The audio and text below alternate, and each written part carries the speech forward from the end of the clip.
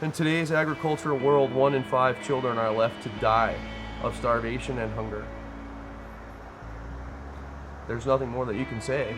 That is an actual fact. That is how our world is working, even with these massive agricultural engines that we've put into play.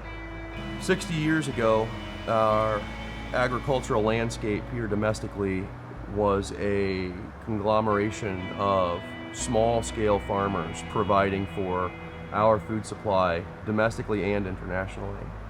What has happened over the course of time is that our large-scale agricultural producers have begun to squeeze out for profit exactly what made agriculture such a wonderful system here in the United States.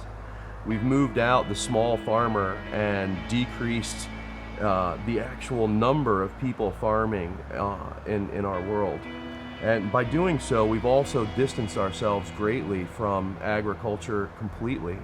The average school-age child doesn't know where his food comes from. In fact, the average executive doesn't know where his food comes from. Using what water resources we have versus what land resources we have. Using where our population centers are to decrease transportation of these products. Farmers are the only people on the planet who buy everything at retail, pay transportation in both directions, and sell everything at wholesale.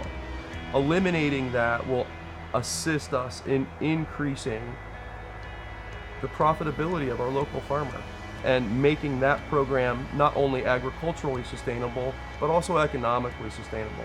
Translating agricultural sustainability into an agroeconomic program has global impact.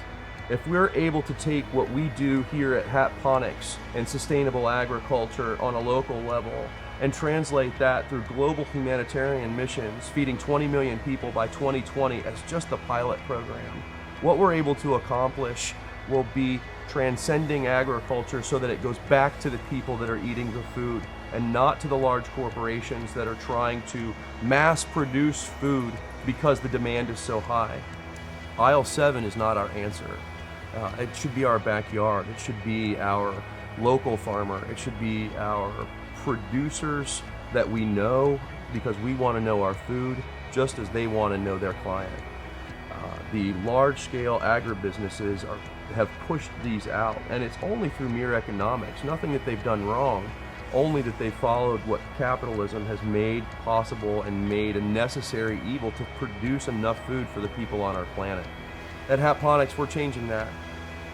Our idea to feed 20 million people by 2020 starts at the bottom of the food pyramid, those working and living on less than $2 a day.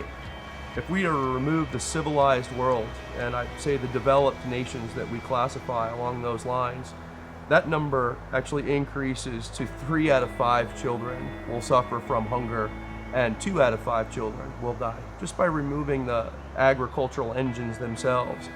Often I'm asked why we do what we do here at HATponics, and why is because the nation and the world as a whole needs to be able to feed itself more effectively. We're leaving too many people behind.